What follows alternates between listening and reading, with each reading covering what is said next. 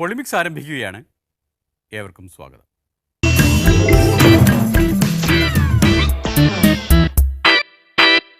ആകപ്പാടെ ആലോചിക്കുമ്പോൾ സന്തോഷിക്കാനൊക്കെ വകയുണ്ട്, പ്രധാനമായും കലാകാരന്മാർക്ക്. കാര്യം എന്തൊക്കെ പറഞ്ഞാലും കലാകാരന്മാർ പ്രവാചകന്മാർ തന്നെയാണ് എന്ന് തെളിഞ്ഞു. ഇതാ ഈ പ്രവചനം ഓർമ്മയില്ലേ? നമ്മുടെ സർക്കാർ പ്രതിജ്ഞാബദ്ധമായി ഈ പ്രതിയെ പിടിക്കും, ഈ പ്രതികളെ മുഴുവൻ ആ രീതിയിൽ കൈകാര്യം ചെയ്യുമെന്ന് നമുക്ക് നല്ല ഉറപ്പുണ്ട്. അതുകൊണ്ട് കലാരംഗത്തുള്ള ഞങ്ങൾക്ക്, ചലച്ചിത്ര രംഗത്തുള്ള ഞങ്ങൾക്ക് യാതൊരു സംശയവുമില്ല. ഏത് പ്രതിയെ എന്നല്ലേ, നടിയെ ആക്രമിച്ച കേസിലെ പ്രതിയെ. ആ പ്രവചനം ഫലിക്കുന്നത് ഇതാ കണ്ടോളൂ.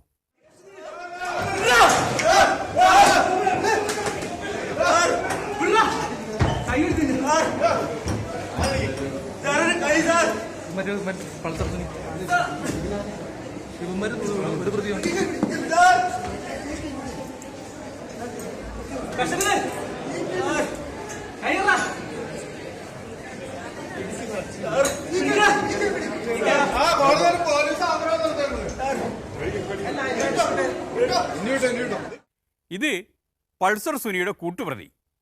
പൾസർ സുനിയെ അതാ കൊണ്ടുപോകുന്നു.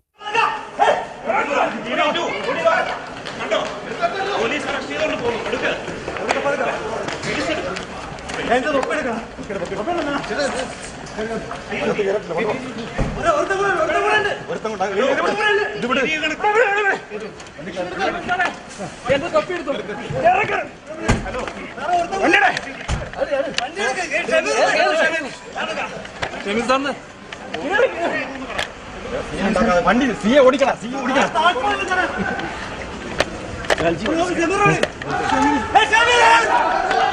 ആ കൊണ്ടുപോ, അവനെ അങ്ങോട്ട് കയറാൻ സാറേ.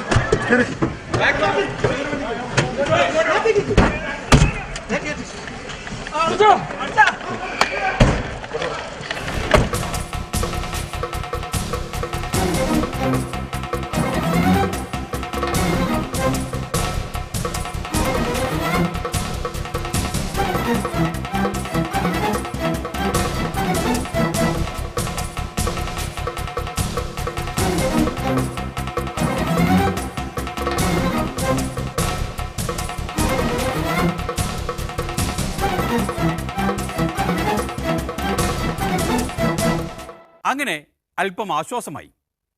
സിനിമയിലെ കലാകാരന്മാർക്ക് മാത്രമല്ല, രാഷ്ട്രീയത്തിലെ കലാകാരന്മാർക്കും ആശ്വാസമായി. ഏതായാലും പ്രതി പൾസർ സുനിയെ പിടിക്കാൻ കഴിഞ്ഞതൊരു ഭാഗ്യമായി. 4-5 ദിവസമായി എറണാകുളം സിറ്റിയിൽ തന്നെ പ്രതി ഉണ്ടായിട്ടും പ്രതിയെ പിടിക്കാൻ കഴിയാതെ പോയത് കേരള പോലീസിന് ഒരു നാണക്കേട് തന്നെയാണ്. Investigation not like a magic wand. അപ്പോൾ ഒരു മാജിക് ഒന്നുമല്ല. പിന്നെ എല്ലാ സമയത്തും ഒരു ക്രേസ് ആയ ശേഷം ക്രിമിനൽ ആൾക്കാരെ ഡെഫിനറ്റായിട്ട് ഹൈഡ് ചെയ്യാൻ ശ്രമിക്കും, പല ഡിസെപ്ഷൻ ചെയ്യും. അതോ നമുക്ക് അതൊരു മൈൻഡ് ഗെയിമാണ്. ആ മൈൻഡ് ഗെയിം കളിക്കണം. അപ്പോൾ ആ സമയത്ത് ചില സമയത്ത് പെട്ടെന്ന് കിട്ടും, ചില സമയത്ത് ലേറ്റ് ആവും. അപ്പോൾ നമ്മുടെ കയ്യിൽ എല്ലാ കാര്യങ്ങളും ഇല്ലല്ലോ. ഞങ്ങൾ കുറച്ച് വളരെ ആത്മാർത്ഥമായിട്ട് സിൻസിയറായിട്ട് ശ്രമിച്ചു, കിട്ടി.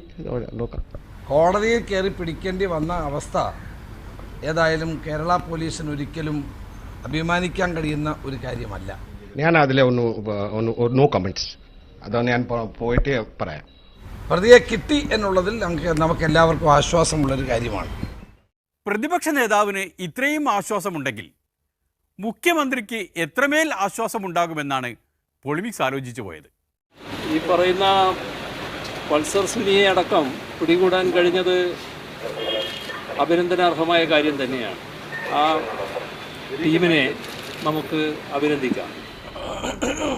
പ്രതികളുടെ അഭിഭാഷകരായ ഞങ്ങളെല്ലാവരും കോടതിയിൽ ഉണ്ടായിരുന്നു. ആ സമയം കോടതിയുടെ പ്രതിക്കൂട്ടിലേക്ക് ഓടിക്കയറി നിൽക്കുകയായിരുന്ന പ്രതികൾ പോലീസ് ആ സമയം ഡ്യൂട്ടിയിലുണ്ടായിരുന്ന പോലീസ് അറിയിച്ചതിനെ തുടർന്നാണ് മറ്റു പോലീസുകാർ ആദ്യമെത്തി.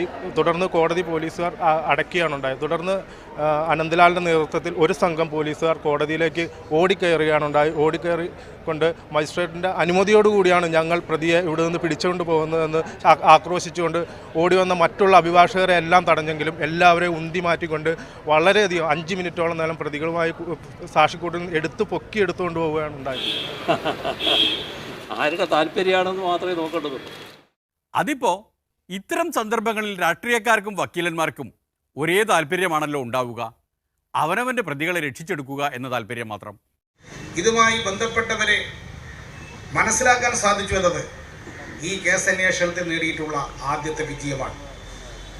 ഇതിൻ്റെ ഭാഗമായി എല്ലാവരെയും പിടികൂടാൻ സാധിക്കുമെന്ന കാര്യത്തിൽ യാതൊരു സംശയവുമില്ല. ഈ സംഭവവുമായി ഉൾപ്പെട്ടവർ ആരായിരുന്നാലും അവരെ പിടികൂടുക തന്നെ ചെയ്യും, അവരെ ജയിലിലടക്കുക തന്നെ ചെയ്യും എന്ന കാര്യത്തിൽ ആർക്കും സംശയം വേണം. ഈ പ്രതിയെ പുറത്തു കൊണ്ടുവന്ന് അവന് വേണ്ട വിധത്തിൽ ശിക്ഷിക്കണം. ഗോവിന്ദസ്വാമിയെ പോലെ 7 വർഷം തടവിലിട്ട് വെളിയിലിറക്കി തീറ്റയും കൊടുത്ത് ഇറക്കി വിടരുത്.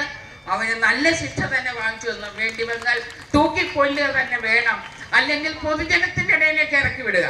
പൊതുജനത്തിൻ്റെ ഇടയിലേക്ക് ഇറക്കി വിട്ടാൽ അവർ കൈകാര്യം ചെയ്തോളും, വേറെ ആരും ഒന്നും ചെയ്യണ്ട. ഈ ലളിത ചേച്ചി പാർട്ടി ലൈനിനെതിരെ സംസാരിക്കുന്നത് വലിയ തോതിൽ ആശയക്കുഴപ്പമുണ്ടാക്കുന്നുണ്ട്. ഒരു സാഹചര്യത്തിലും വധശിക്ഷ വേണ്ട എന്നതാണ് CPM ലൈൻ. എന്നിട്ടും എന്താണ് ഈ സഖാവ് ഇങ്ങനെ സംസാരിക്കുന്നത് എന്നറിയാത്തതുകൊണ്ട് തൽക്കാലം പൊളിമിക്സ് നിർത്തിവെക്കുകയാണ്. ഇടവേള കഴിഞ്ഞ് കാണാം.